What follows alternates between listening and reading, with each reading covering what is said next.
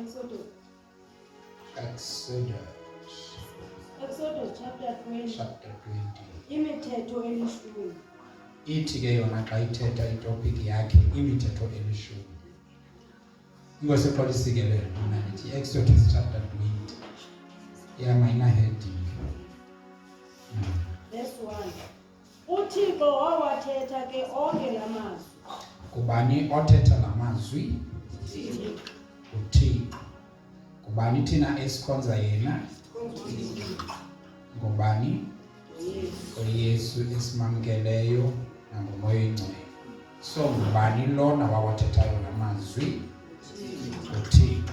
Alright. Kubeka Uthixo wawathetha ke onke la mazwi wathi, verse 2. Ndinguyehova uThixo wakho owakukhupha ezweni laseYiphutha. Right. Xa esithi ndinguyehova uThixo wakho, uyambona uba uThixo unayo lanto ikubangayo. And uThixo une-reason yokumbanga. Apha ke ngoku xa esithi ndikukhuphe kwilizwe laseYiphutha, sizawuthatha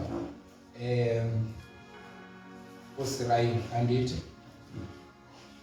ingosoxoxa isikelelo. Xa esithi ndinguyehova uThixo wakho otheni owakukhupha ezweni laseYiphutha. Okay.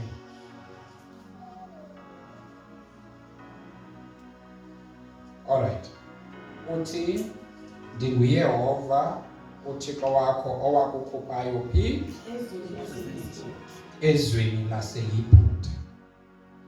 Niza kukhumbula uba amaSirayeli ayeye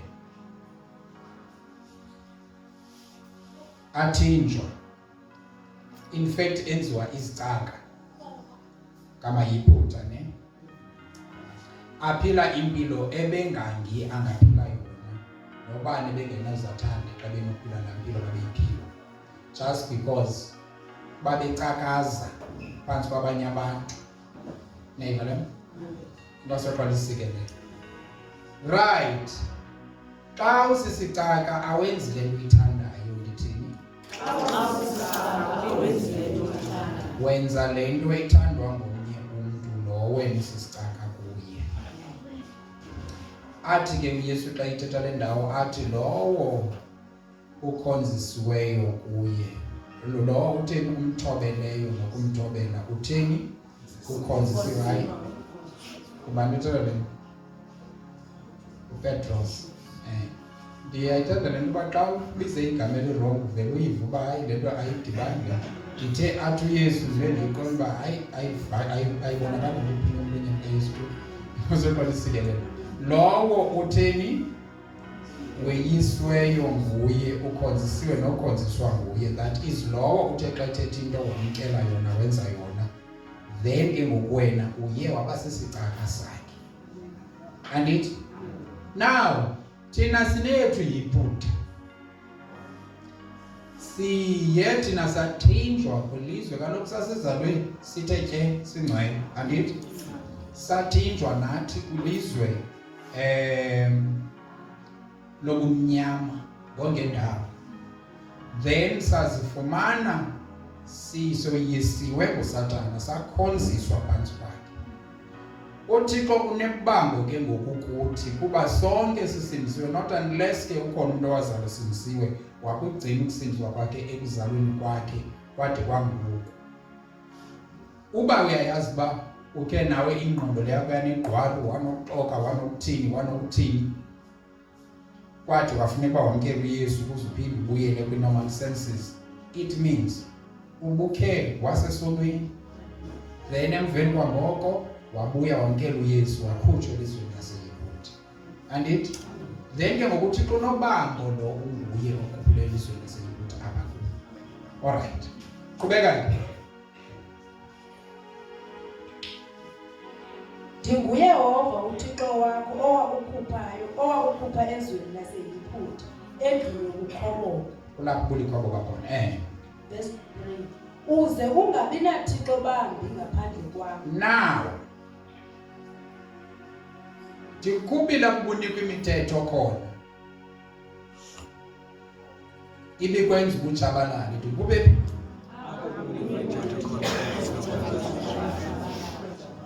ungowami ngoku ndikunika imithetho ke ngoku nam eza kukugcina apha kwam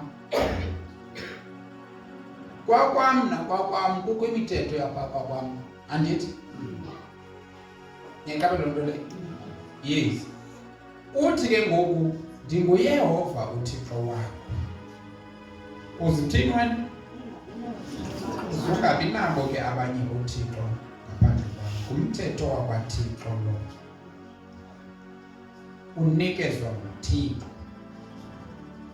naw ke ngoku kufuneka sifikelele kulaa nto yoba siyiqonde uba ithini le nto and ibhekishwa kanjani na ndizayi-aproacha ke le nto ngale ndlela bayi-aproacha ngayo nabantu abalwa umthetho bayane bathi kwi-Old Testament, that is kwi-Old Covenant, kube kona ke ngoku kwi-transition between i-grace ne-New Testament kube khona nge-grace.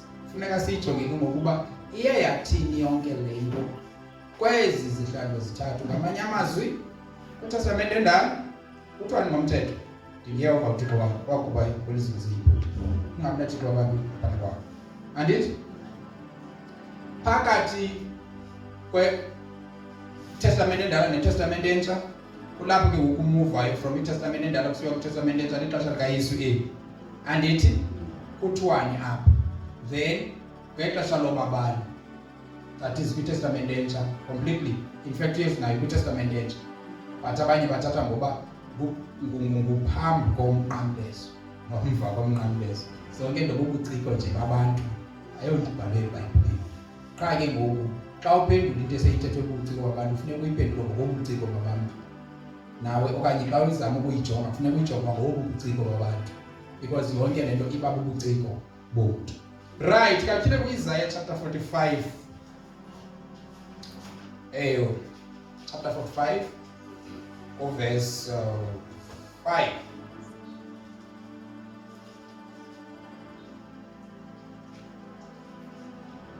Isaiah chapter 55 verse 5. I couldn't try in the 45 come from way 55.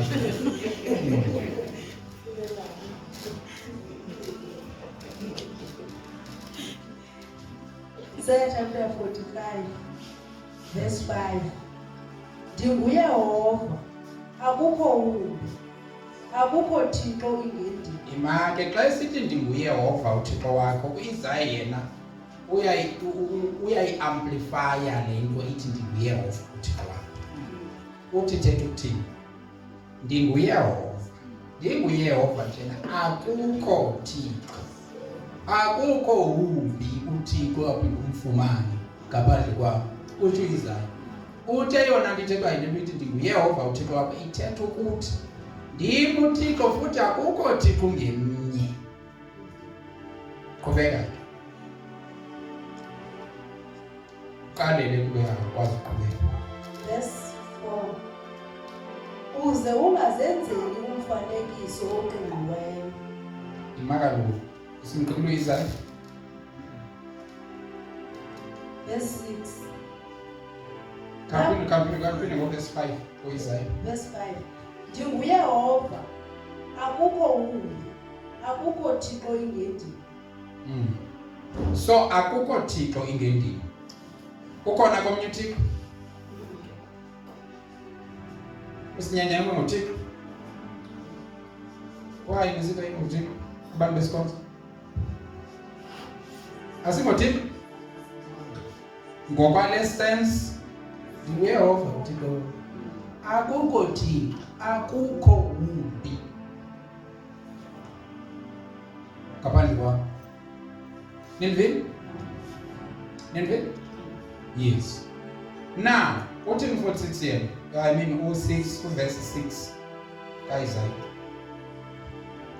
Ndakubhinqa ungandazi, ukuze bazi bethabathela ekuphumeni kwelanga, bese nasekutshoneni kwalo, ukuba akukho namnye ingendiyo, ndinguyehova. So inkosi uxolisikelele.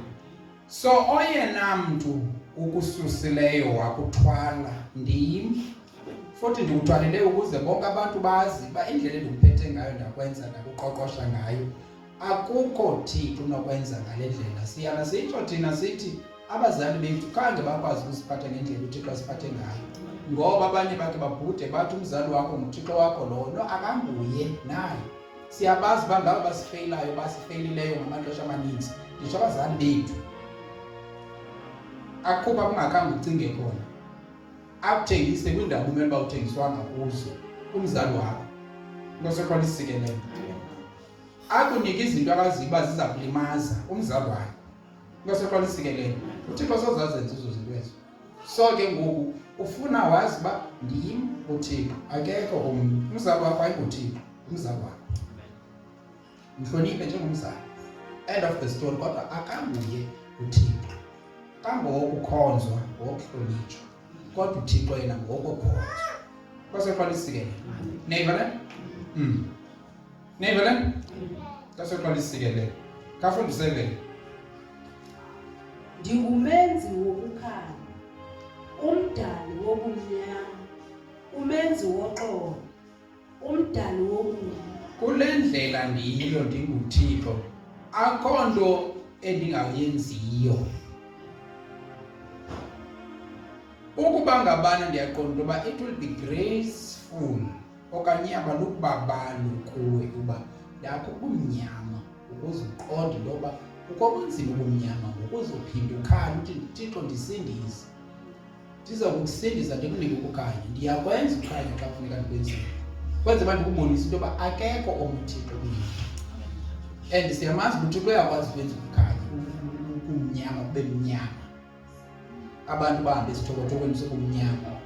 Wabapanisha kanjalo amajika ukuthi engafuni ukhulula abantu bakhe. So uThixo uyayenza into entle, uyakwazi uyenza uThixo into ekangeleka imbi ukuze ancede umntu aphume ekungaqhiqini kwakhe. Utsho apha eBhayibhileni yena uThixo mazimthetha manje akacinga uThixo yenze. uThixo uthi yena mna ndiyayenza into qha ke sithi xa sesimnandi kakhulu sifuna ukuba uThixo hayi le into it's not like God. It may not be like God, but it's God. Kuba ngabana uThixo ndiyakwazi uyenza into enje, uyayenza. Kwaseqala isikelelo. Ne? Uthi uIsaiah 44 verse 8. Isaiah chapter 44 verse 8. Musani ubunkwane, ningadiditheki, andikuvisanga na kwanini, ndanixelela, ningamangqina am, kukho Thixo na ingendimi, akukho liwa, andilazi mna. Ngazeqala isikelelo. Ukhona omunye impethe iBhayibhile le? Kafunde apha mamdleni. Sanukuphakuzela, lusanukuxhalaba, kaloku ndatsho kwamandulo, kunangoku ke, kambe nina ningamangqina am, ngaba kukho Thixo mbi na, ngaba likhona elinye iqhathi, unotshe, mna andizange ndingoku. Neighbor, nina xa nijonge nibone, in fact kukho namaxesha apho abantu bahambe babudelele ubuthixo bukaThixo to a point that bavumele ukoyika kungene ngokuniphela bandithini. Lonke ixesha unokoyika, it means udelele ubukhulu obuthixo bukaThixo. And it udelele ntoni? Ubuthixo bukaThixo, then kwangena ntoni kuwe? Kwangena ifear, ukoyika. Ukoyika kungena only xa uThixo uye wambona elingana nale ngxaki kufeyisileyo. Andiqondi uba niyandiva?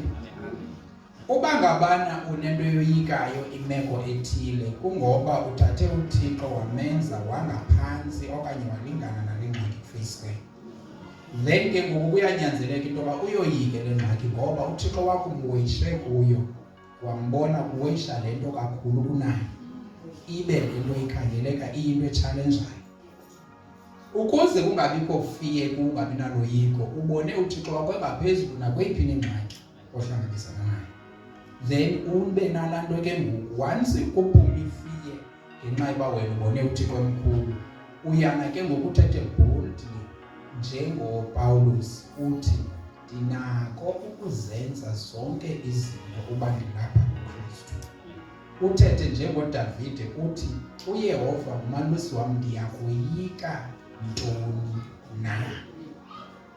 Ithi ke ngoku le nto lena umphakamisile uThixo wayithoba ingxaki. It doesn't matter noba ingxaki isolvekile okanye seyilungisekile okanye ayikalungiseki, kodwa phakamisa uThixo. Always uThixo makaphakame ngaphezu kwengxaki kuba uthi yena. Xa sinothi simbone sizawususifiye, xa sinombone ngulo Thixo nguye ne siza kukususa ukoyika.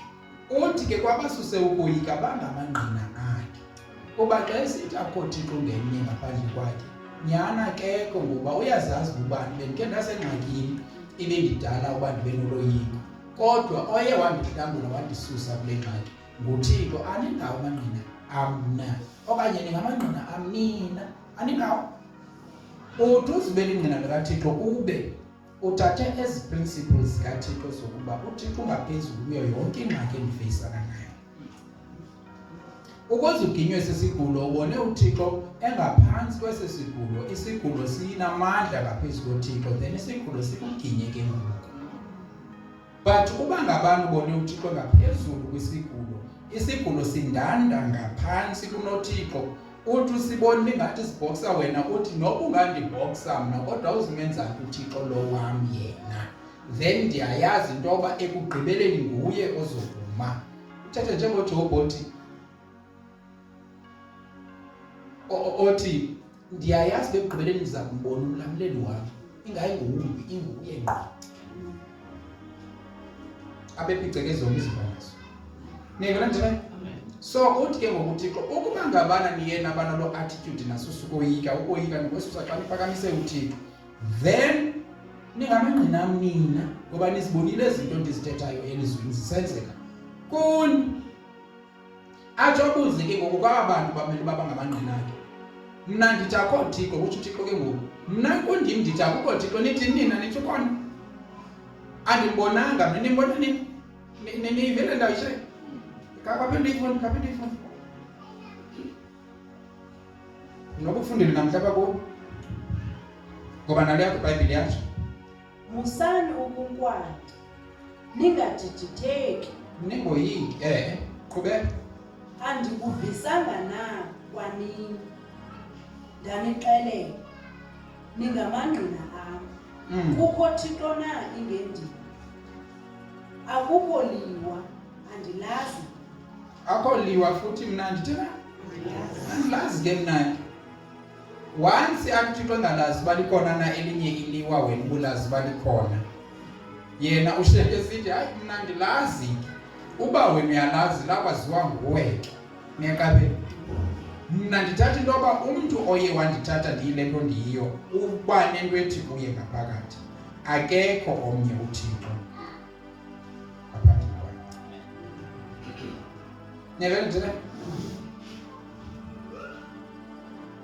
Ondithathe wandamkela ndingumphilisi, uthi akekho omnye umphilisi ngaphandle kwakhe. Alikho elinye igqirha ngaphandle kwakhe. Niyabona njani? Ondamkele ndingumphumelelisi, uthi akekho omnye umphumelelisi ngaphandle kwakhe. Iproblem ukuba umamkele kanjani na uThixo, umthatha kanjani na uThixo. Because of all this together. Neighbor. Bazalwane. Nimamele le nto bazalwane ningathi isenye nevesi inye nyani.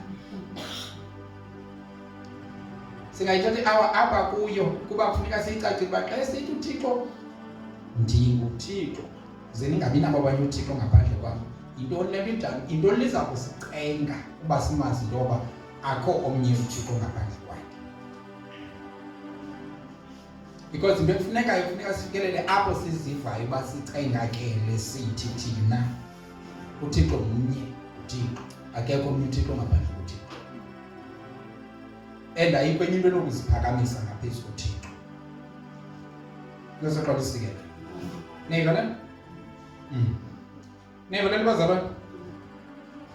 All right. Niyabona ke ngokuba kwiTestament endala yintoni into eyayicenga abantu bambona uThixo nguThixo.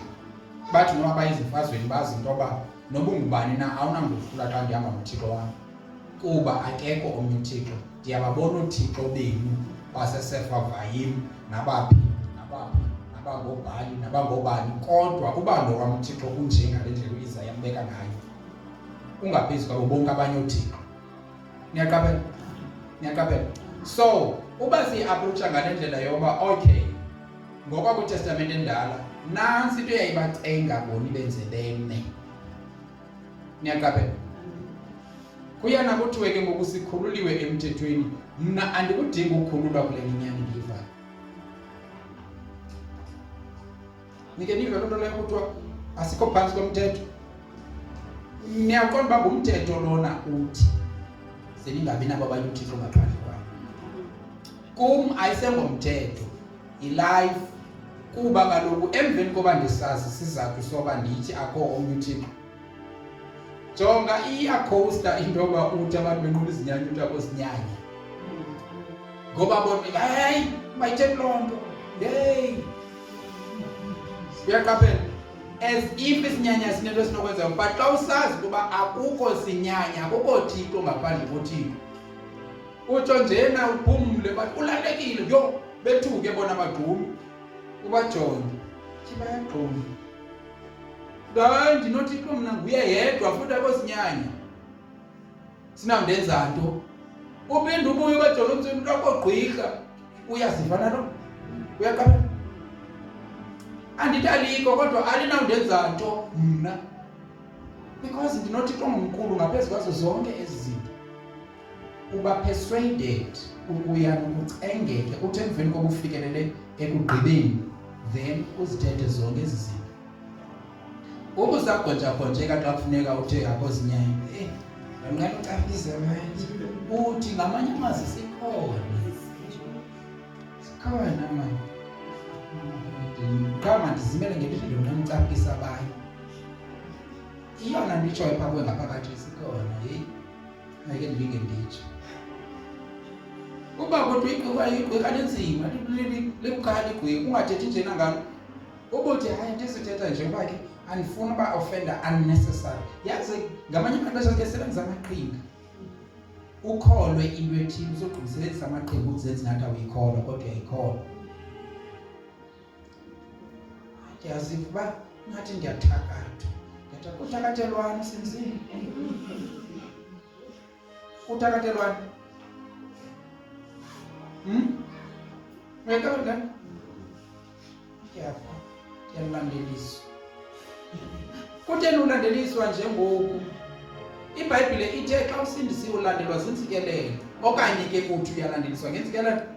Uba uthi ulandeliswa ngentsikelelo good, yile nto ithetha iBhayibhile leyo. iBhayibhile ithi iintsikelelo zikaThixo ziyakulandela zide ziku-overtake. Uba uxela loo nto, hayi nam ndiyavuma, uyalandela. Ngoba nantsi into elandela umntu osindisiweyo, zintsikelelo. Ubuthi ulandeliswa ngoThixo losho, ikhona ingxaki apha esizweni. Masoqala isikelelo. Nayibona? So kufuneka ube ngumuntu ocangakeleyo into yoba uThixo kunjena, then ngenxa yoba uThixo njena xa isithi kum mandingabe nabo abanye ooThixo, it makes sense. Ngoba uba unjeni uThixo, nyhani ke yintoni endiyifuna kwabanye uThixo? Uba ungunoThixo ndifuna ntoni kwabanye uThixo? Niyayi? Right. Now make sityile ke ngoku phaa kuYohane chapter 5, I suppose. Verse 44.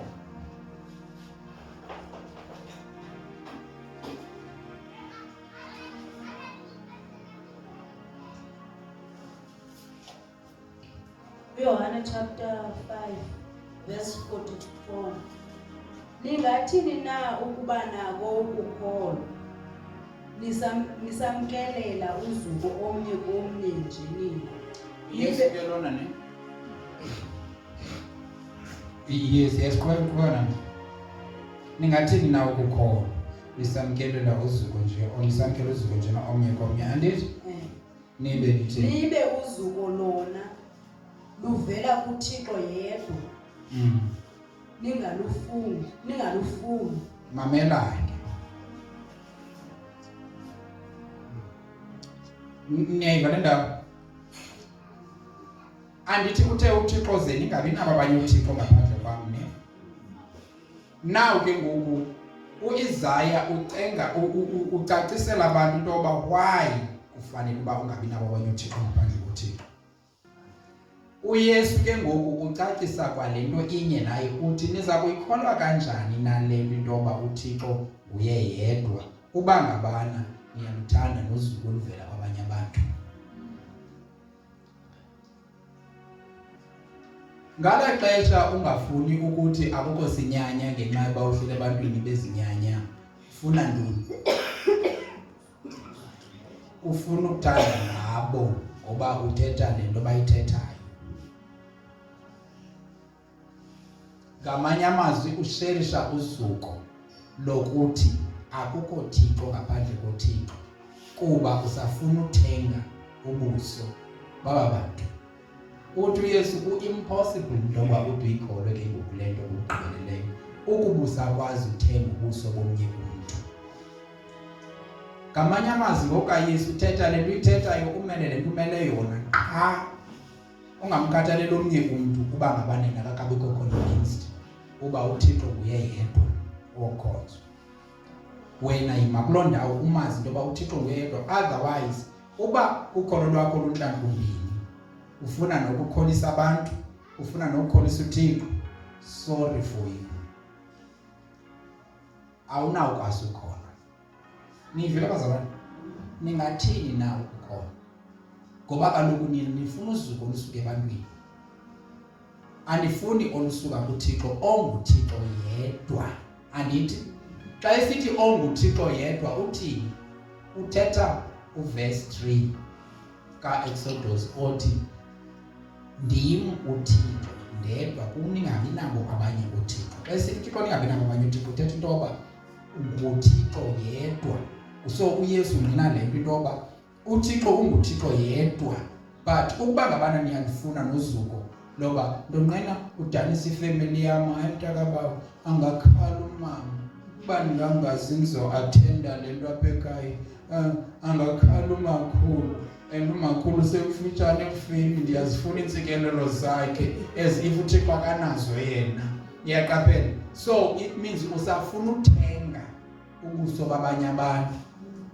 Uba ndithi andizuyenza loo nto makhulu tamkhulu bani andizuyenza ngoba iBhayibhile ayindivumeli, andisakhathalelanga bombana ke ngoku ndimile kule nto ndime kuyo kosekwalisikelela. Niyayiva le nto? Andizukuthenga ubuso bakho.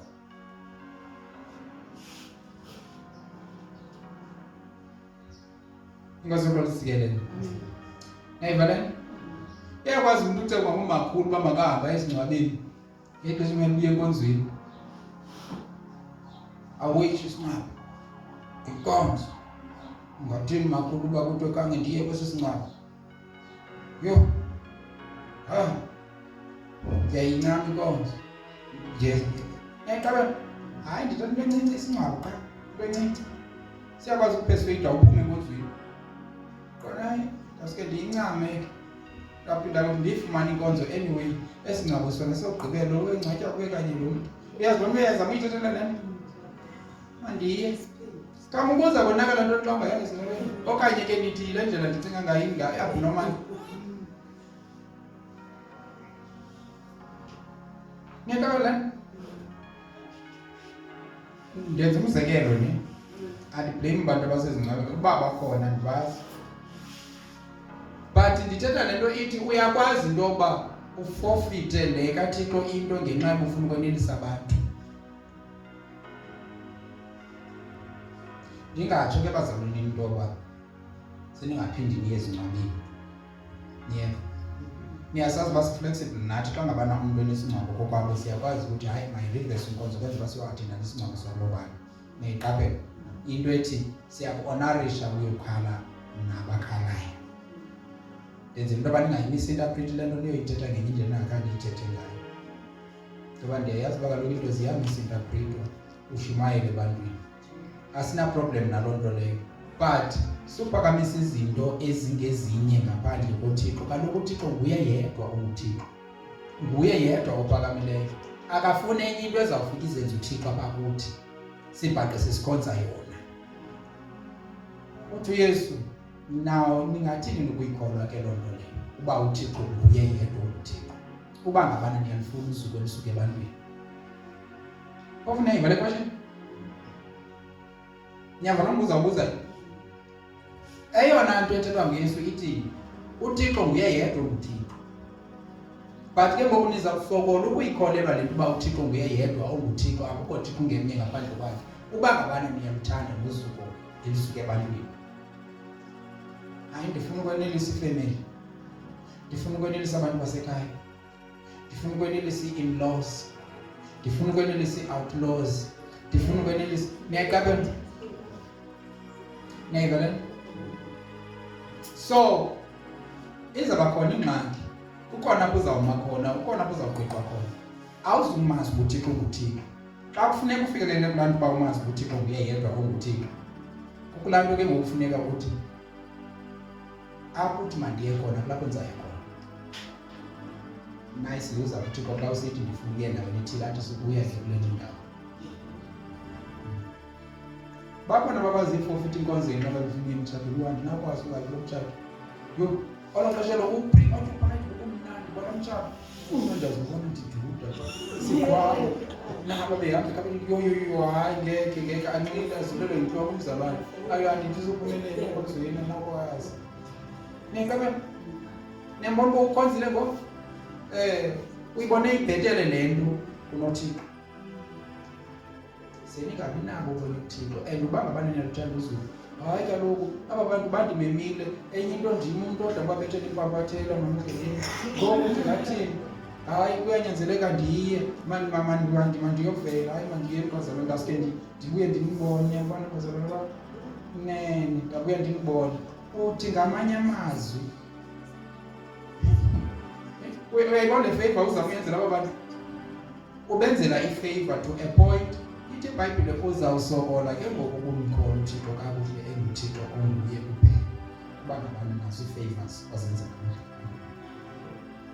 for the sake yoba ubanelise. Iza kusokolisa xa kusithiwa uThixo nguye yedwa, akekho omnye uThixo. Yabazalwane, siyakwazi ukwakha into engakholwayo apha kuthi thina. Ndiyayithanda le ndlela uYesu ayibeka ngayo, andikwazi ukugqitha apha kuyo.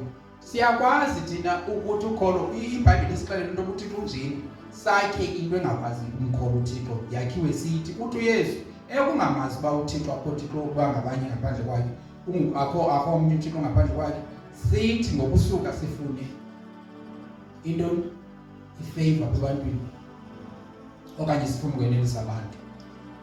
Niyayibona? Ngokuye sifuna ukwanelisa abantu, then sizibhaqa sifeyila ukwazi ukukholwa kuThixo enguye yedwa. Niyayibona le nto bazalwane? Niyayibona? So uyangqinelana uYesu neli lizwi lithi ze ningabi naThixo abantu ngaphandle koThixo, okanye uthi yiyekeni ngoku ndifikile mna ndinguYesu. Uyangqinelana? Uyangqinelana? Qha uyayicacisa into yoba uba ngabani nifeyilile anizukwazi ukufikelela kule ndawo, anizukwazi ukuyifeyilisa umtshelo. Niyayi? Alright, make simjonge apha kuMarko ke ngoku chapter 12 verse 49.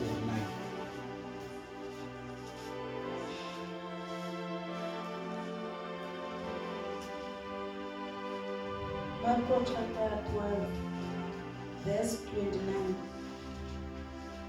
uYesu wamphendula ke esithi, owona ungaphambili kuyo yonke imithetho ngulo, yiva Isirayeli, inkosi uThixo wethu, yinkosi inye, uze uyithande ke inkosi uThixo wakho. Uyi-30 ke lo. Ndifuna uqala ukubona u29. Uthi lo mthetho ungaphezulu kwayo yonke imithetho. Uthi lo mthetho, yiva Isirayeli. Inkosi zingaphi? Ngamanye amazwi uThixo mngaphi? Mnye. Le into iphuma emlonyeni kabani? kaYesu. Engqinelana nale vesi ingu-3 ku-Exodus 20. Neqaba eyokuba ndim uThixo, ningaphindi nibe nobanye uThixo kuba ndim ndedwa uThixo. Engqinelana no-Isaiah 45 othi akekho omnye uThixo ngaphandle koThixo. So noYesu uyayingqina le nto intoba injena. Andithi? Athi ngengoku-30. Uze uyithande ke inkosi uThixo wakho ngenhliziyo yakho iphela, nangomphefumulo wakho uphela, nangengqondo yakho iphela, nangamandla akho ephela. Imani bazalwane. Njengoba kumane sithiwa ephela njena. uYesu wayengazama ukwenza isentence yakhe ibende, niyaqonda? Kukhona umuntu athethe kanti wenza isentence uba ibende. Nike nizibona zontetho ezobuciko, uyibona iciko xa lithetha. Lithetha liyandisa isentence yayo ibende, noba lifake i-lyrics, intontombi, whatever ibizayo. Loo nto into eziqhoboshelayo nezithungelayo phaya ibende into elithethayo. No, uYesu xa esithi yiva Isirayeli, uYehova uThixo mnye.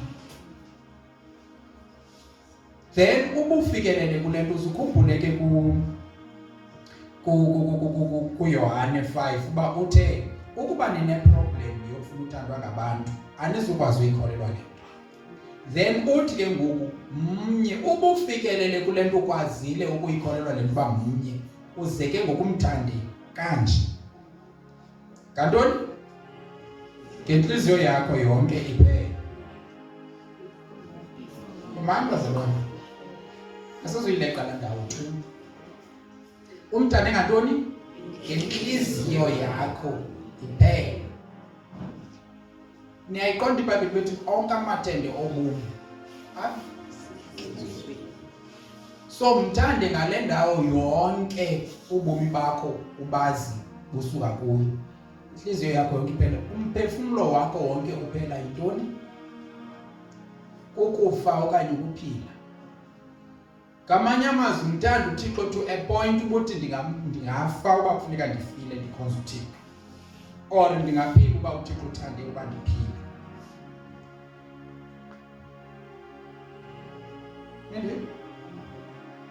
Niyayazi into yoba isininzi sethu sina sithi ndimkhonzela uThixo uba ndiphilize ndiphile.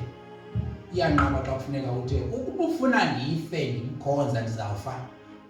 Mandiphile. Kanganto yoba always sithandazela right futhi ke Nkosi yami. Sithandazela uba masiphilise uThixo. And sithi uze simbone uba mkhulu sitakataki sithi sibe nobungqina. Hayi uThixo uyawandiphilisa. Xa unofa ungaze uzongqina ukuthi yeke ngenxa kaKristu ndiye ndakwazi uba ndiyafa. Ungangqina. Ungangqina na. Okanye waqonda uba ndiyazi ke le nto inoba ndibhudile. Sendilapha nje ndibhudile kokufa. Ungangqina. Ukhona ongangqina. Ingxaki le nto uzakufile yantoni njani ngomazalwane. Nayivala. Kodwa kaloku iBhayibhile ithi masife nje kuthi. Uyawuthandaza uYohane athi mina mandihle yena akhule. Ngamanye amazwi mandinciphe yena akhule mandife kum. Uyamva besithi uPawulos mandife mna kubani? Mandife mna apha kum. Uyaqonda? Nayivala.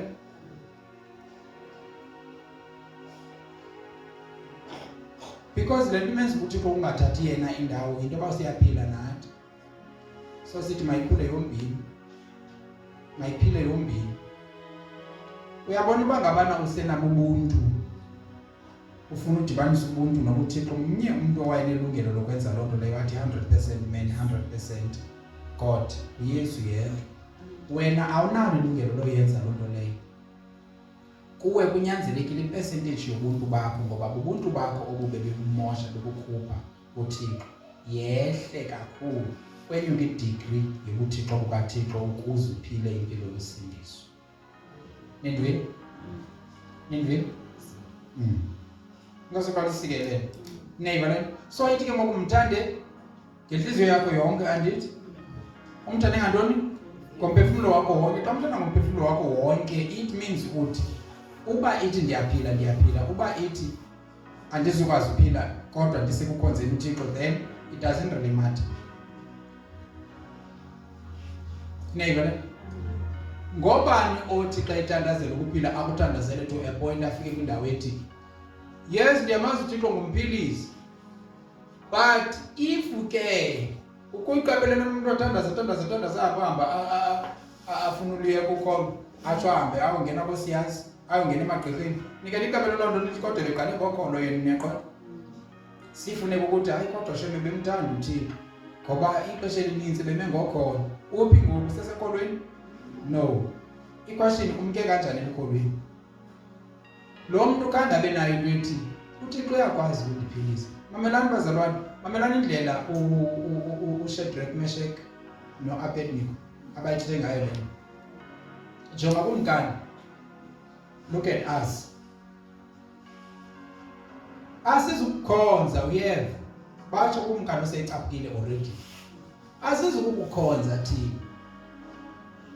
Ubuthanda isithathu sifake emlilweni, sifake emlilweni. UThixo wethu unako ukusihlangula. Bazogqiba bathule, niyayibona? Bemengele ithi nje uThixo unako ukuthini? Nayikabela uba bavele bathi kuba kwabo baphola ke ngoku bayazi unako uThixo ukusihlangula. Niyayibona? That is faith. And it? Nithi nawazala ntenizena ngona mbizi. Zange beme kuloo ndawo. Yaqhubekeka. Ithi ngaqhubekeka.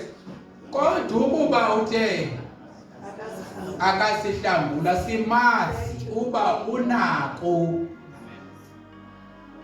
Akongxaki kodwa sisikhonza wena sabe sishika sithi khange sikukhonza. Bangapha abantu bethandaza bathi ndiyakwazi ukuthi unako ukundiphilisa. Kodwa ubuthe uthanda uba ibe yona transport yam lena yokuya ezulwini, praise God ngoba zathi ndibane noYesu. Dala ndimkhonza ndingamboni face to face. Then ke ngoku confuse yonke isystem wakonfisa nekaSatan isystem ithi uthini nalo muntu? Nokufa uyakufuna ngoba bengicinga bafana kaloo madimoni ekutormenta njena. Acinga bafana usengulowa uphansi kwemvakalelo zokoyika ukufa. Ekuqinanisela njengesigulo nentoni ucinga bafana uyakoyika ukufa. Wathi uthi andikoyiki nokufa kuba ukufa kuyitransport kum. Wathi Paulus, for me to live. Ithi ke ngesixhosa. Ukuphila kunguKristu.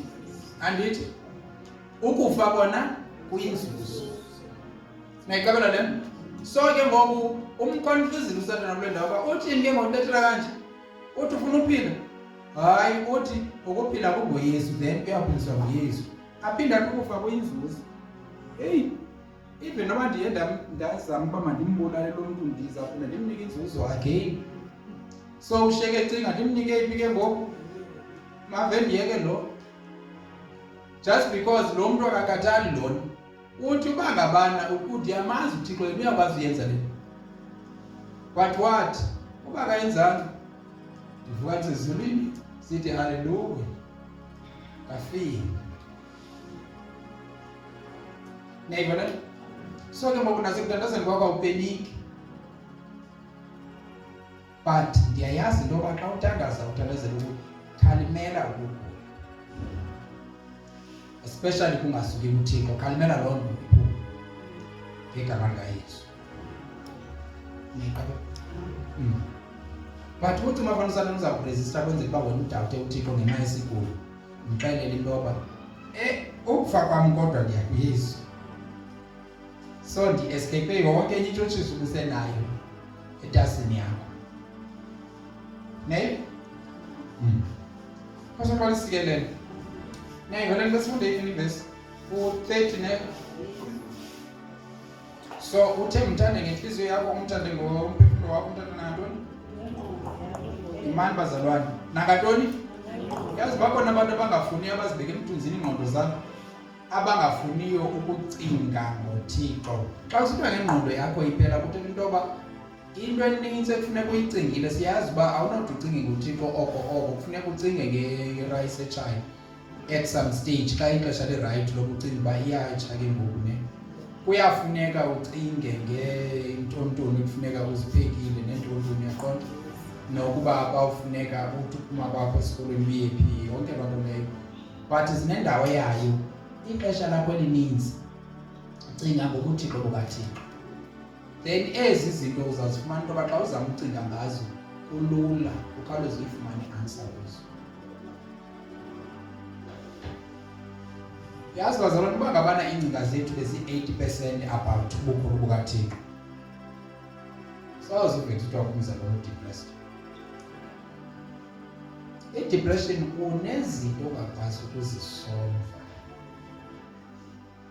uzama ngandlela zonke ngamandla omntu ekuthiwe wena ngamandla akho onke ethanda uThixo uyawasokolisa ngoku ucinga uzayisolva kanjani into ongakwazi uyisolva. Then ke ngoku ikuthatha loo nto leyo iyokufaka emadini we-depression. Nayibona uva umzalwane sithi hayi ncede ndiyekeni nasendane-stress. Abanye abatsho xa be-depressed bathi ne-stress so loo nto leyo ithi ngendlela hayi ne-stress ucinga bafana yinto nje nyanisento nomthambo apho kusekwashushu nentambo le udepressed lo uzama ukusolva into angakwaziyo ukuyisolva ebenosolva lula xa bethatha la mandla okanye le ngcinga yakhe wacinga noKristu ngayo.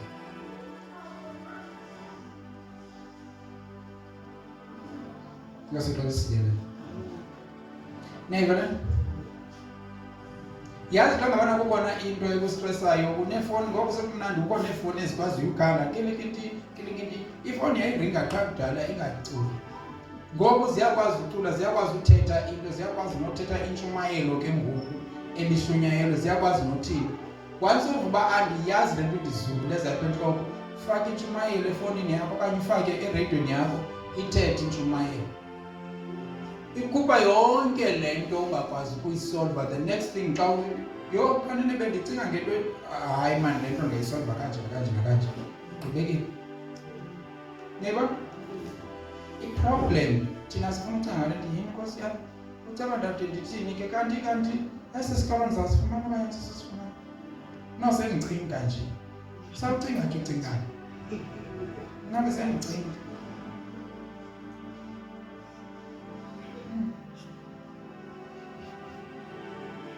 uThixo mhlawumbi uyandiva okanye akandiva bangova bathini okanye andifasti kakhulu.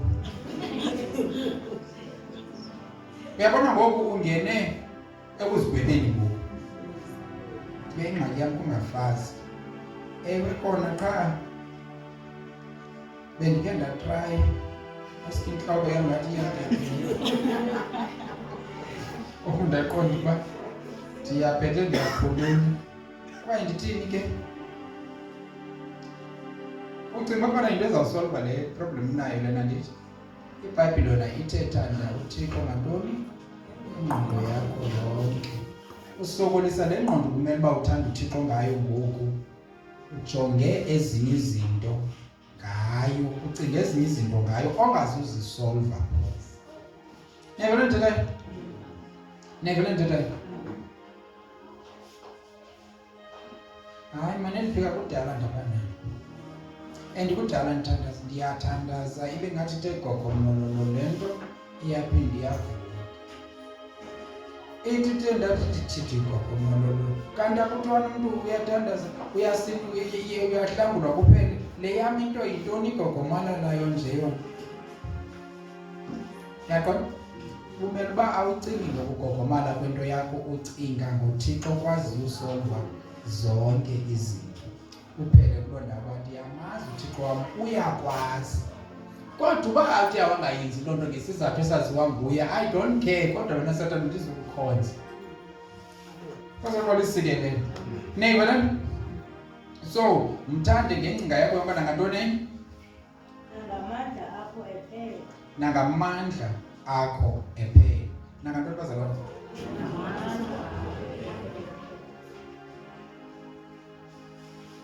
ungamane sithi ndiyaqilazwa.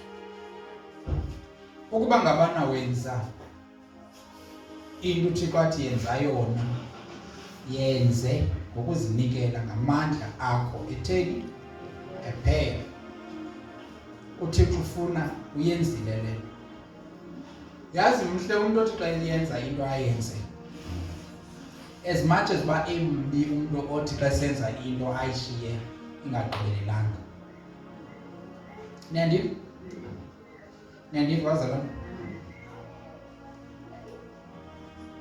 Ubuya decorate wenze izinto, yenze mani xa ubona uyenzile ke qha.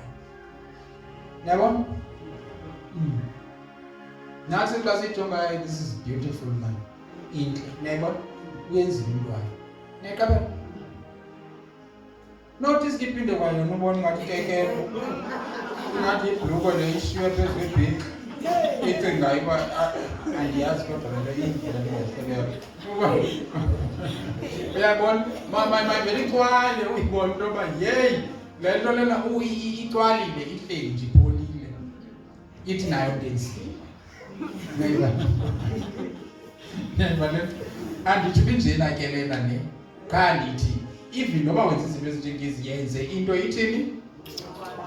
Uba ke bathiwa yenziwe nguwe mani, makucaciwe kuhamba wena pha kuyo. Sothi sewuyenzile uyenza ikekele usogqiba ube satisfied wena. Mani uyijonge. Ngelo manje ndithi ikekele qha bebetenza bangayenzi. Ngelo manje ndithi hayi qha no, uba uyenzile ubuyiqalile sesikuyenza. So ngamandla wakho onke awuthe wayenza into yenze ngawo. Kwasoxolisikelela. Neyivele? So uthi uYesu nansi indlela ozamkhonza ngayo uThixo uba ngabani ufikelele eku-understanding le verse ithi uYehova nguye uThixo akho Thixo ngaphandle kwakhe. Uzawuthi uba ngabana wenza into uThixo uyenze ngamandla akho onke. Yonke into yenzela uThixo. Uba kuthiwa ungumhlabeleli enkonzweni uzawuhlabelela ngamandla akho onke. Uba ngabana kuthiwa ungumenquli, uba kuthiwa ungumdlali keyboard, uba kuthiwa sintoni ndingazibala nankosi yakho, ungumbini, ungumshumayeli, ungumntoni, ungumvangeli, uzawuyenza olo vangelo ngamandla akho onke. Only if uyamazi into yoba ndikhonza uThixo engekho omnye uThixo ngaphandle kwakhe. Uba usayenza nje na uyeke halfway uthi hayi bakhona nabanye, awukamkhonza uThixo ngamandla akho onke. Mandithi eyona nto asixelela yona uYesu uthi umamkele uYesu, umamkele uThixo nguThixo nguye yedwa, then zijule kuye to a point yoba bonke abanye abakujongayo bathi hayi uzijule nojata. Imani bazalwane, niyibonile uba ivesi yona iyi-sentence enye ithi kafuna ndiye ithande inkosi uThixo wakho. Andithi ibisithini? Uze uyithande ke inkosi uThixo wakho. Ibingatsho ukuba ungabi nayo uThixo ngaphandle kwakho. Exodus 20 verse 3 uthi ungabi nabo abanye uThixo. Uze ungabi naThixo bambi ngaphandle kwakho. Eyona nto siyicacisa uba sithetha ukuthini xa sithi uzingabi nabo uThixo bambi. Okay, ukwindawo engafikelelanga kuyo lena ithi uze ungazakheli ezinye images chapter 4 I suppose. Andithi ungazenzeli imifanekiso eqindiweyo. Andithi nguverse 4 lo naye ucacisa le ndawo into yoba ungazakheli upopayi ozawumane usenqula yena, uzigqibekisa phansi wakhele into unqula yona, ungayenzi naloo nto. Andithi ithi ungakhulingi ubumbe izinto ngodongwe uyozenqula. Zezinto kuthiwa zizithixo ezo, ungazinquli nazo. Right. Then ke ngoku uYesu yena usixelela into yokuba ukuthini na ukuthatha uThixo ngale ndlela yiyo. Niyayiva? Okay, umthande ngantoni? Ngecinga yakho nengqondo yakho yonke ngantoni ngoku? Ngamandla akho onke. Igqibile? Nguwo lo ongaphambili umthetho. Uthi nanko ke umthetho ngaphambili. Eyona interpretation yawo uthanda uThixo ngayo yonke le nto uyiyo. Niyayiva le nto bazalwane? Okay. Niyayiva le nto?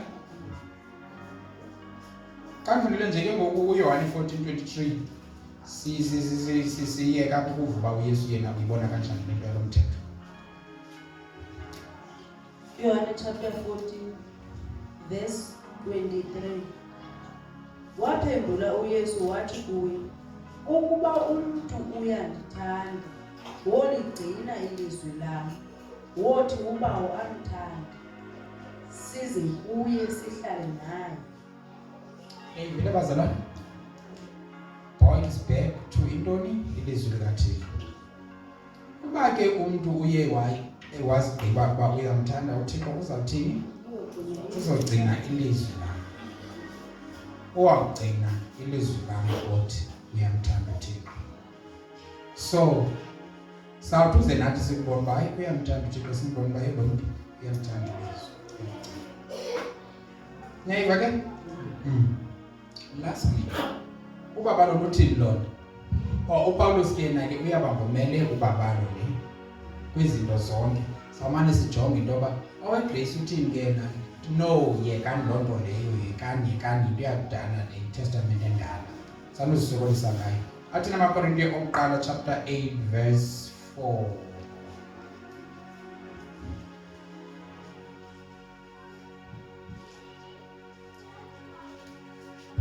AmaKorintiya chapter 8 verse 4. Ngakho ke ukudliwa kwamadini enziwa kwizithixo, siyazi ukuba akukho nto. Number 1, uthe uThixo zingabi nathixo bambi ngaphandle kwam ne. So zingabi nazithixo ngaphandle kwam ne. So zingabi nazinyanya ngaphandle kwam ne. Abazalwane bavele bangatsho uba amen once ukuthi zingabi nazinyanya.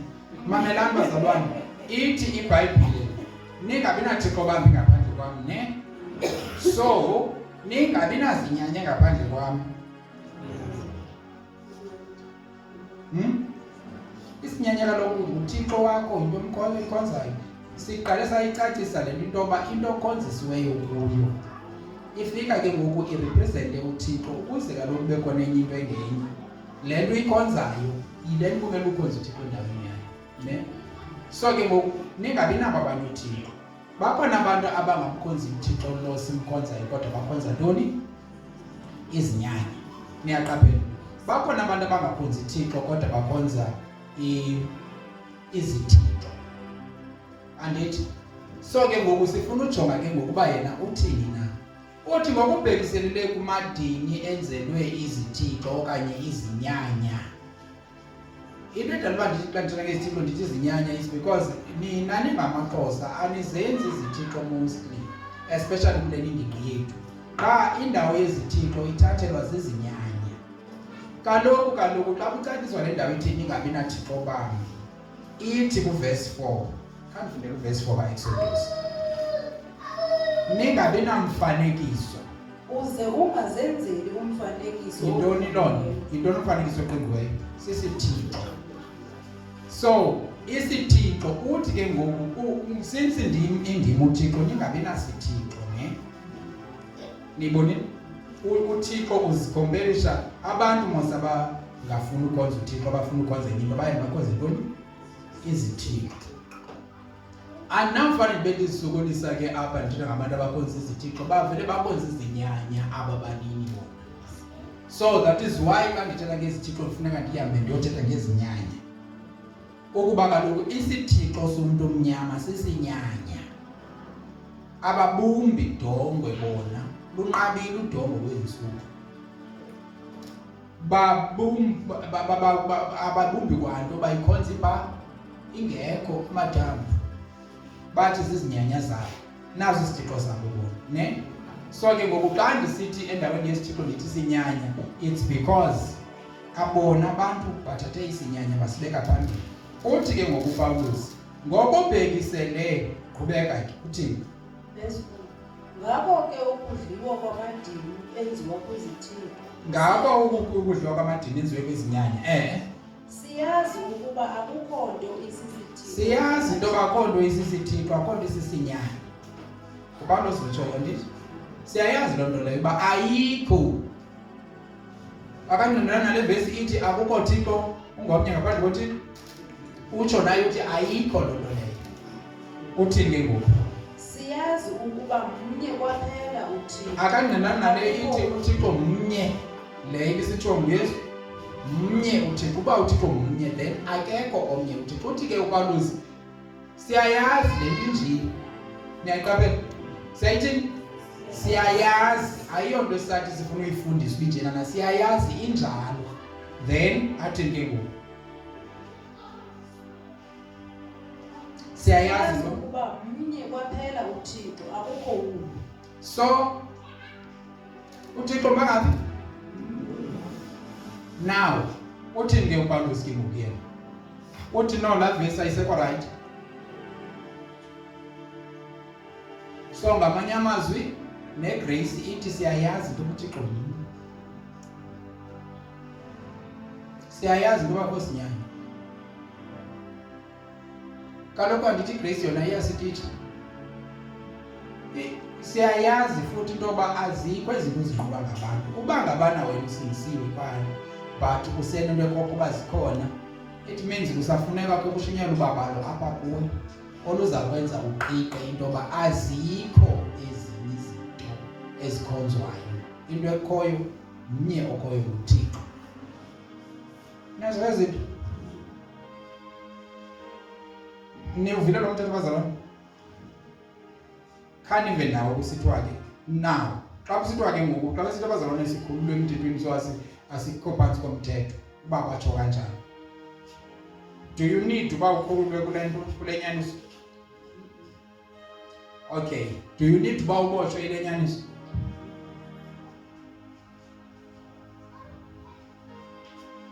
Do you need anything? Kabe le nyaniso idixelela uThixo mkhulu kufanele uba ndazi uba nguye yedwa and uYesu uyayi-elaborate into yoba xa ndimazi uThixo mkhulu ndizamkhonza ngayo yonke le nto. Nantsi uprof yoba ndiyamazi and ndizawugcina umthetho wakhe. Utsho kanjani? Then uthi uPawulos since siyayazi into yoba azikho nyani ezinto ayizonto zokhonzwa then sima kule nto yoba uThixo nguye yedwa ke. Uba sima kuyo it means siya ke ngokulaa nto yoba masimkhonzele ngentliziyo yethu yonke ngako konke esikuko. Ngamanye amazwi siyazibambisa kule vesi. Uba mayisibambe le vesi sibophe isenze sikhonze uThixo ngayo yonke lento siyo. NoKristu usikhokelela ekutheni mayisibophe le vesi sikhonze uThixo ngayo yonke lento siyo. Seyabantu bengena bephuma nje emsindisweni belibona bengaliboni befuna ukubona nomhlaba omini bebona nosindiso. It's because bamazi into yoba uThixo akafuni enye into xa kukhonzwa yena ufuna yena kukhonzwe yena yedwa. Ndithi ke ngoku ufuna ukhululwa kuloo nto kwenze uba at least noko izinto uzibone ngewisdom yomhlaba. Udinga ukhululwa kule nto? Uba niyakudinga mna ndikudinga. Kusoxola isikelelo. Iyona nto endiyifunayo le uThixo ndide ndimkhonze ngale ndlela athi uYesu eprescribe ngayo xa ngabani umntu understand uba uThixo.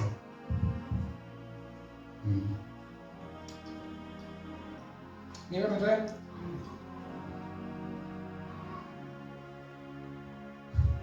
So senze ivesi enye ne? Kusoxola isikelelo. Niyazi vezi into bazalwane? Niyaziqi?